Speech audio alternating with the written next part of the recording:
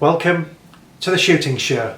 This week it's a midwinter roast stalk with Chris Dalton and his four-legged friend in southwest Scotland. Plus we bring you all the latest news from the shooting world.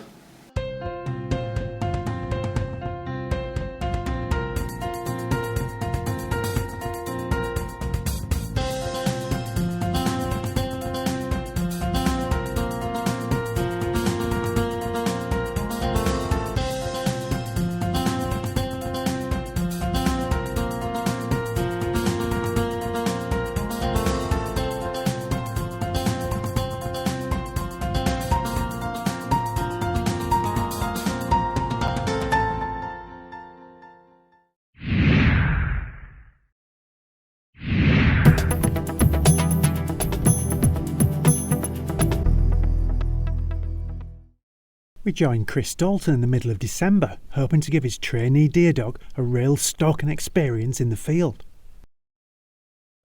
We brought Zosia out with us today. We're going to do more of a training session than a stalking session, so it's the first time she'll have been out with a rifle. So we're just coming out for the last hour and a half of light really, but I just want to settle her down and get her used to, so she knows what stalking's all about.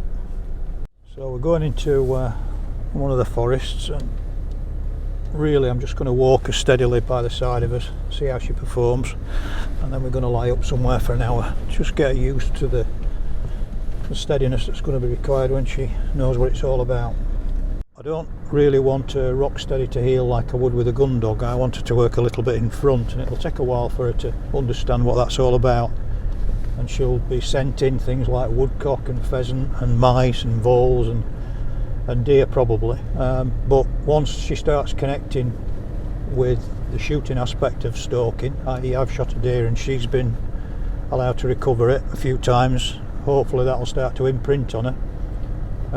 That's really what I wanted to indicate, and I'll get her to ignore most of the other things that are around, or I'll certainly be able to identify the sign that she gives me when she's actually picking deer, which is what Oscar does.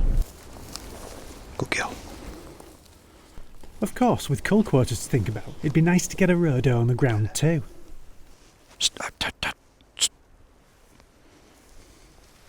Zosia shows off all her fledgling skills, but there's no deer to be seen. We decide to regroup early the next morning. We didn't manage to get anything with Zosia last night, but one thing we did see, there were a couple of does came out very, very late in the distance. It was actually too late to get to them. There's a doe and a follower. And a yearling doe, I think. And we found that with this bright moon, this time of year, I mean, they've got a long period to feed roe at the moment, well, all deer at the moment, because it's dark for a lot of hours, and we've had a really big moon. So we're finding that the traditional times of stalking, they've actually finished what they're doing and they're laid up, and then you're getting a second movement, often sort of mid-morning to lunchtime.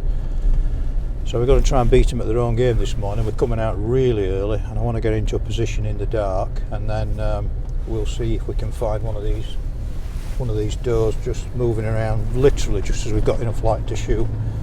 Zosia's at home. We brought the more experienced beastie today, so Oscar's in the truck, so we've got the A-team this morning, so we'll see how we get on. The site we're going to actually is a wind farm site, but there's a vulnerable restock on it. We're coming up to the Christmas period now, so it's actually quite quiet in terms of workmen and maintenance staff. So again, it's we get out nice and early before anybody starts kicking about. Hopefully the place won't have been disturbed, but again, you find that with daylight now coming round about 8 o'clock, it's the kind of time when you get workmen pitching in. So again, we've just got possibly that first half hour before there's any disturbance at all. So that should be beneficial for us.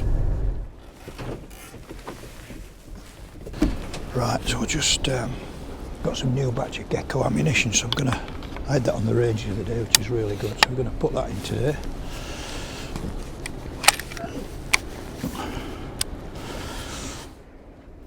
It may still be almost pitch dark, but Chris knows his ground well, and he knows exactly where to look. We get sight of a doe after just a few minutes.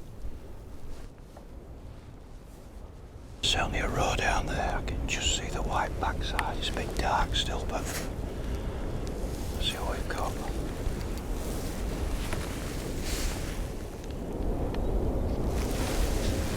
Okay, yeah, there's definitely that's a yearling doe that's just on the bank. It's about 120 yards in front of us. I can't get the shot from here because there's a bit of crap, but be able to crawl forward. It's a fairly easy shot this. I can get off a banking, so it's going to be just over 100 metres. No idea we're here. Wind's perfect. We might have to wait a couple of minutes just to get the light, but I'll tell you what, the benefit of good optics, there's no way that you would see that with anything other than these Swarovskis and the scope as well. If you haven't got the tool that's matching up, there's no way that you'd see that for another 15 minutes. That's what you get when you pay for these things. Anyway, we'll see if we can get this. Just when we thought it was going to be easy, Chris is forced into a crawl for the last few yards. And that means the cameraman is too.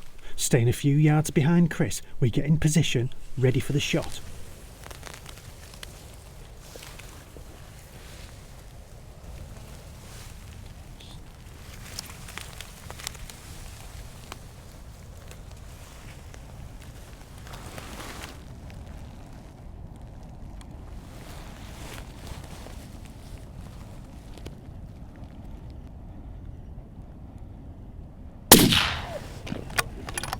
The shot looked good, but with the doe dropping out of sight, we'll need to employ our stalking tactics on the follow-up.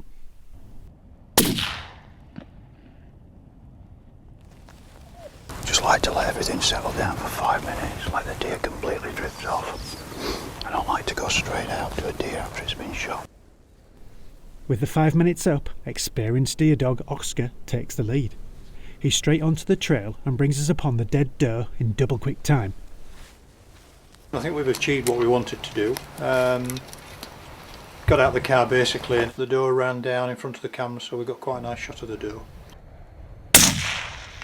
So we'll do a growlock on a tree we've got here, and apex predator into use again. The binoculars, I'm out every day with the binoculars. It's the quality of image that you get, and particularly when you're working in low light levels, which we are doing commonly with roe stalking in particular. So I'm very familiar with Swarovski, and we'll continue to use it.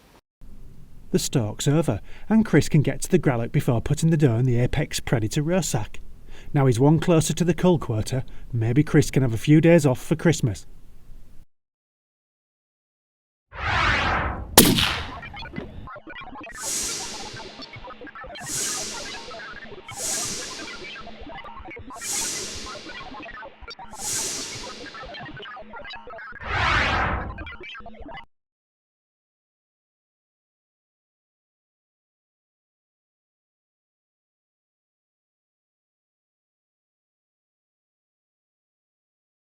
Chris, once again showing the advantages of working with a deer dog there. And now, it's the shooting show news. This is the shooting show news. Boxing Day hunts took place today and proved that hunting is as popular as ever. The Countryside Alliance listed 66 hunts that were welcoming newcomers on this year's Boxing Day hunts, with beagle packs out in force too. In Swansea, the first ever urban drag hunt took place, taking hunting into a new community. The Alliance said the hunt was an annual family ritual for many and urged hunts to open their arms to new members. Deer Hunter's new catalogue is out. The first catalogue is produced for the new year. It's got details of all Deer Hunter's new clothing ranges, including the Highland, Cumberland Pro and Mouflon Light. There's a renewed focus on game shooting gear, while there's also clothing you can wear before and after hunting. Deer Hunter said they recognise that many hunters are also dog owners, anglers and forestry managers, so they wanted to produce clothing for all of these uses. Banks' policies towards shooting are in the news again. Now, HSBC has been accused of denying financial services to shooting businesses, labelling it a prohibited sport. After the Countryside Alliance raised this with the bank, it found that its policies were being misapplied and said that it would ensure no shooting business was unfairly discriminated against in the future. Countryside Alliance Chief Executive Tim Bonner said it would clearly be outrageous to restrict services to shooting businesses given how important they are to the UK economy. And finally, one MP got a sharp lesson about delays in firearms licence processing when he had to hand in his own guns. Ian Little-Granger, MP for Avon and Somerset, failed to submit his renewal application in time and was shocked to learn that it would take 16 weeks for the new certificate to be turned around. Planning to raise the matter with the Home Secretary, he said that 16 weeks to complete one piece of paperwork looks like utter incompetence. That was the shooting show news.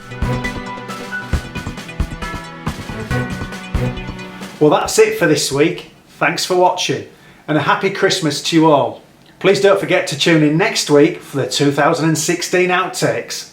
This has been The Shooting Show.